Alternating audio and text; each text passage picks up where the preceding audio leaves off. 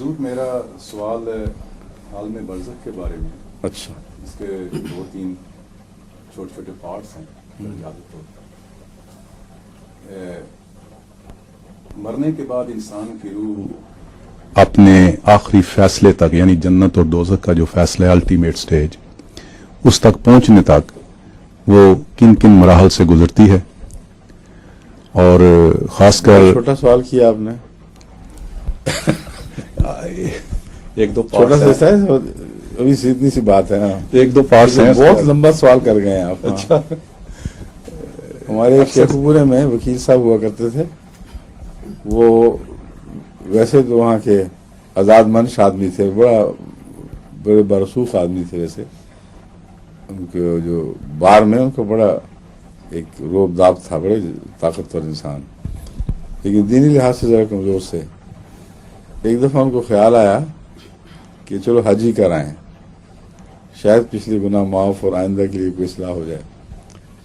تو حج سے جب واپس آئے، لوگوں نے کہا برا واقعات بناؤ. کیا کہتے میں تو توبہ کر کے آیا بس.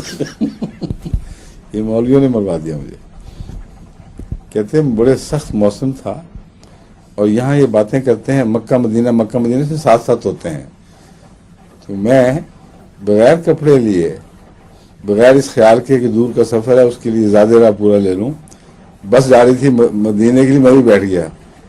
میں نے کہا مولوی ہر وقت مکہ مدینہ کہتے ہیں، شاید ساتھ ساتھ ہی ہوں بالکل.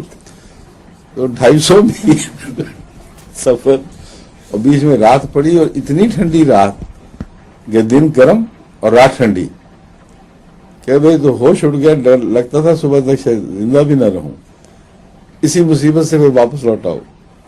تو میں تو توبہ کر کے آیا ہوں.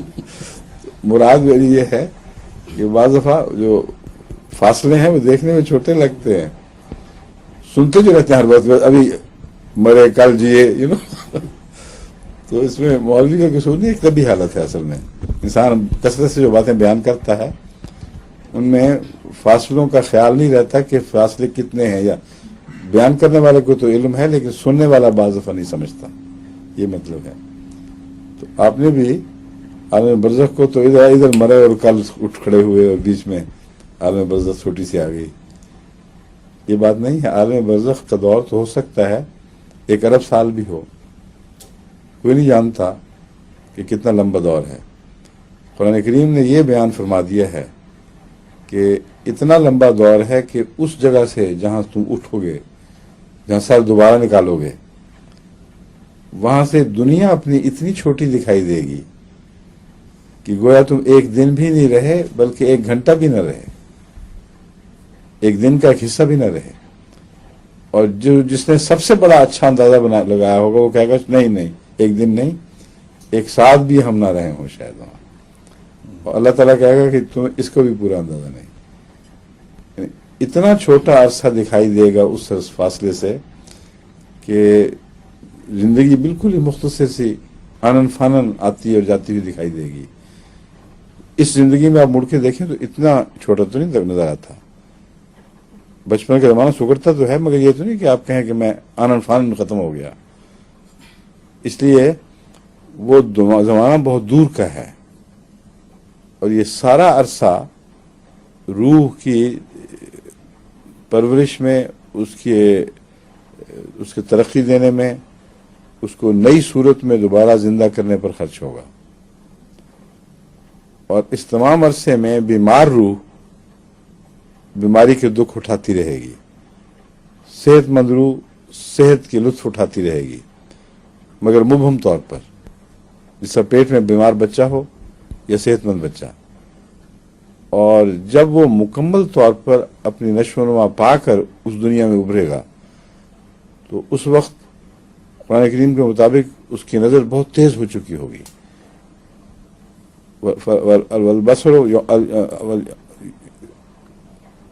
بصرو کل یوم حدید ہے، یوم اذن حدید، جو بھی آیت نکال لیں دیکھ لیں.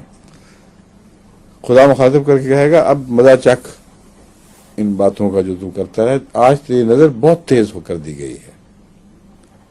جن کے پہلے تجھے ہوش بھی نہیں تھی وہ بھی اب چیزیں دکھائی دینے لگیں گی. تو شعور کی تیزی जन्नत भी पैदा करेगी और शऊर की तेजी जहन्नम भी पैदा करेगी। अगर किसी की कुव्वत शामा मारी गई यानी सूंघने की हिस्स मर गई हो तो वो गंदी बदबूदार चीज भी खा सकता है, उसको पता नहीं चलेगा कि मैं क्या खा गया हूं। और वहां अगर वही चीज उसको मिल जाए और कुव्वत शामा बेइंतहा तेज हो चुकी हो तो जो यहां लज्जत थी वो वहां जहन्नम बन जाएगी। इसीलिए कुरान करीम ने फरमाया है कि जख्मों की धोन उनको पिलाई जाएगी। अब ये बड़ा करीसा मंजर है, हालांकि मुराद सिर्फ इतनी है कि यहां उनके बाज अमाल ऐसे ही हैं जैसे वो जख्मों की धोन पी रहे हों और उनको पता नहीं। दूसरी इसकी मिसाल ये है कि वो मुर्दा भाई का गोश्त, अब यहां वो मुर्दा भाई का गोश्त तो नहीं खाते मगर बातें ऐसी करते हैं जैसे मुर्दा भाई का गोश्त खा रहे हों, लेकिन शऊर की कमी की वजह से उसमें लज्जत आ रही है। अगर वहां शऊर तेज हो जाए तो यही हरकत सख्त अजाब का मूजिब बनेगी। तो ये जो आलम बरज़ख है ये परवरिश का दौर है, ये एवोल्यूशन का दौर है। इस एवोल्यूशन में शऊर बेदार होता चला जाएगा, लेकिन आखिरी सूरत में जो उभरेगा, जैसे अंडर से बच्चा निकलता है या मां के पेट से बच्चा निकलता है, तो उस वक्त बावजूद इसके कि वो बच्चा तरक्की कर रहा था, लेकिन वो शऊर जो अचानक उसको मिलता है वो बिल्कुल और कैफियत है। वह जालना हो समीहम बसीरा, अल्लाह ताला फरमाता है कि देखो वही शख्स जो अंदर छोटी सी चीज थी, एक लोथड़ा सा था, अब बाहर आया है तो हमने उसको समीहम बसीरा बना दिया। हालांकि समीहम बसीरा बनने का दौर पहले मुकम्मल हुआ था तो वो समीहम बसीरा बना है। तो जो अचानकपन है वो ये है, आखिर पर ये रूहें डिलीवर होंगी अपनी अपनी कब्र से, जो भी उनका लिए खुदा ने माँ का पेट बनाया हुआ है उनकी परवरिश के लिए, उसमें से जब डिलीवर होंगी तो यूं जैसे रोता हुआ बच्चा एकदम बाहर आ जाता है, फिर वो सुनता भी है और वो देखता भी है, मगर उस तरह नहीं जिस तरह माँ के पेट में देख रहा था। हालांकि तरक्की सारी माँ के पेट ही में हुई है। तो ये कहना कि तदरीजी तरक्की थी इसलिए अचानकपन कहां से आ गया, ये गलत है। मिसाल मैंने आपको बता दी है। तो ये आलम बरज़ख है। अब इस पर आपके कोई और सवाल उठते हैं तो बताएं, मगर मेरा ख्याल है जो आपने कहने की बातें मैं कह चुका हूं, या कोई मुअय्यन सवाल है तो बता दें। बस यही कि आपने काफी एक्सप्लेन कर दिया। जज़ाकल्लाह।